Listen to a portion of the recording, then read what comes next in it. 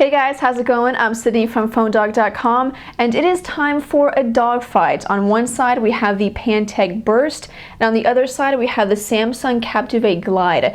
Both of these phones are on AT&T, and they're both great phones. Dual-core processor, 4-inch Super AMOLED display, terrific cameras, but there's a couple of differences. The Pantech Burst is only $50 on contract, the Captivate Glide is $150, and then the Pantech Burst is an LTE device, whereas the Captivate Glide is only HSPA plus. So there's a couple of differences, but the question is the extra money worth it, or is a Pantech Burst just an awesome deal? That's what we're going to find out in this dogfight. Before we get started with that, I have to say, especially to our friends at Best Buy Mobile, one of the great things about Best Buy Mobile is that when you buy a phone from them, you don't have to worry about rebates because the price on the tag is the price you pay. So thank you, Best Buy Mobile, for being so awesome. Thank you guys for watching this video.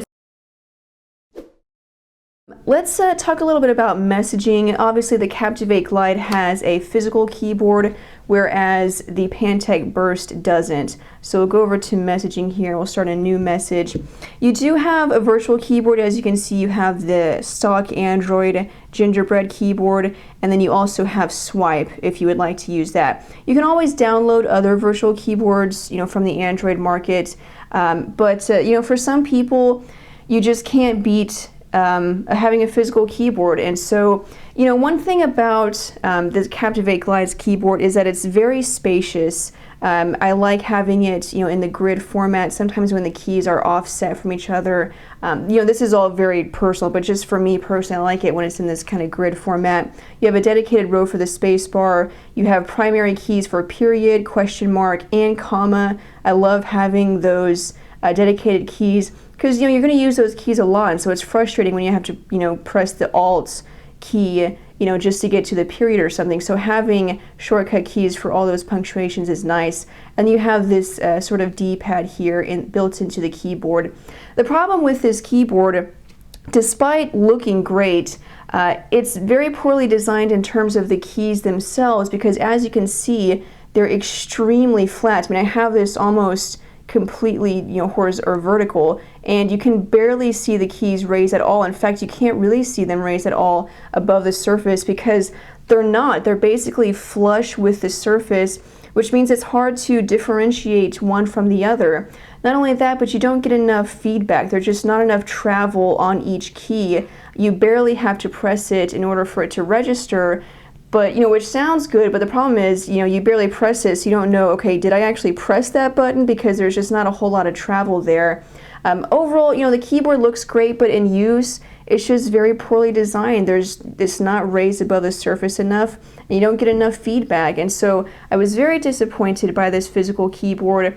And then, therefore, that kind of negates the need for the Captivate Glide entirely, because, there's a lot of phones that are great smartphones, the Pantech Burst being one of them.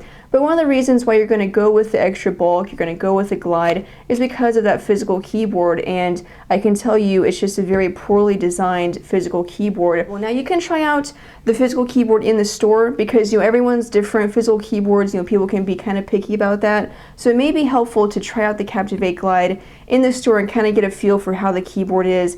But I've said this, again, I'll say it again. I've heard other bloggers say the same thing. The keys are just way too flat to make it useful at all. We'll move over to the back now and talk about the cameras, also talk about memory. If I take off the battery cover here, we'll take a look at the battery for both of these. The Captivate Glide ships with a 1650 milliamp hour battery, and then the Pantech Burst, it also ships with a 1650 milliamp hour battery. So same size battery, which seems very equal, but keep in mind the Pantech Burst is an LTE device, so it's going to drain the battery a lot quicker. I got excellent battery life with the Captivate Glide. I could easily get through one full day with heavy use of text messaging, web browsing, pulling several several messages or several from social networking, pulling a lot of information in the background. Whereas with a Pantech Burst, again, it's an LTE device, going to drain the battery a lot quicker. I could get through a full work day, like a full 8-hour work day, and then into the evening, I had to charge it. So better battery life with the Captivate Glide. That's to be expected. One thing about, while I have the battery cover off, the Pantech Burst uses a micro SD card slot, so keep that in mind. If you're considering buying one of these unlocked, you will need a micro SIM card in order to use the Pantech Burst. The Captivate Glide uses a typical or normal size SIM card. We'll move over to the camera now and talk about that. Let me get the battery cover back on both of these phones. When it comes to the camera, it's really no contest, and I'll show you guys some sample pictures. First of all, I'll just tell you a little bit about them. The Captivate Glide has an 8 megapixel autofocus camera. As you can see, it has a single LED flash here. The Pantech Burst has a 5 megapixel autofocus camera, and then again it has a single LED flash. Both of them have front-facing cameras. On the Pantech Burst, you can see it's in the corner there, and on the Captivate Glide, it's at the right corner there. Both are VGA front-facing cameras.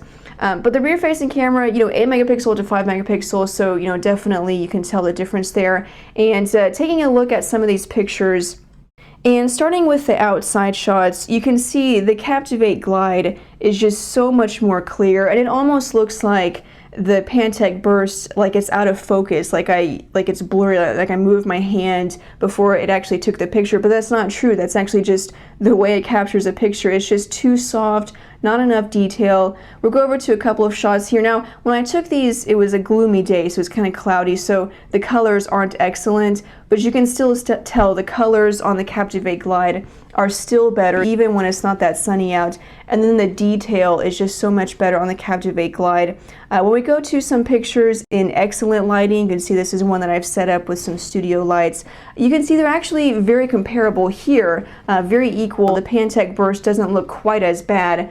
But again, this is with perfect lighting, and how many times are you going to have perfect lighting? Just with normal outside shots, the Captivate Glide did so much better. The detail was better, the color was better. It's no contest when it comes to still photos.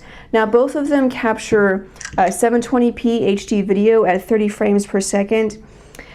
Video quality was slightly better with the Captivate Glide, and we have a sample video with the Pantech Burst. We don't have a sample video with the Captivate Glide, but you can kind of look around the internet and compare them. But video quality was slightly better with the Captivate Glide, and then audio quality was slightly better with the Pantech Burst. So kind of it depends on which one you want. Pick your poison. Do you want terrible audio quality or not so good video quality? Video quality wasn't awful with the Pantech Burst, but it was definitely better with the Captivate Glide. And then, of course, you have a front-facing camera on both of them, so that's definitely nice to have. So there they are, the Samsung Captivate Glide and the Pantech Burst, both from AT&T. Now, the final verdict, which one wins, which one would I recommend? I'm going to go with the Pantech Burst, and it's really a no-brainer whenever you consider the price. The Pantech Burst is only $50 on contract. The Captivate Glide is $150 on contract. Now, the Captivate Glide is a great phone. There's really nothing wrong with it except for the physical keyboard, but it's still a terrific phone, and of course you saw the pictures from the camera. It takes excellent pictures. However, when you consider the price and how equal they are, same display, same beautiful display, the Pantech Burst is actually an LTE device, so data speeds are going to be a lot quicker. And then the processor just slightly faster, clocked at 1.5 gigahertz as opposed to 1 gigahertz. There's not really a whole lot of difference, but it's just enough to make the Pantech Burst that much better. And then, when you bring in that price of $50 on contract, you really can't beat it. It's the best deal you're going to get probably on any carrier right now. You really can't beat the Pantech Burst for the price. So the winner goes to the Burst. You guys can check out both of them. Again, like I said, look at the keyboard for the Captivate Glide. If you like it, if it doesn't give you any problems, then go with the Captivate Glide. But for me personally, and what I've heard from other bloggers, it's just a disappointment, really.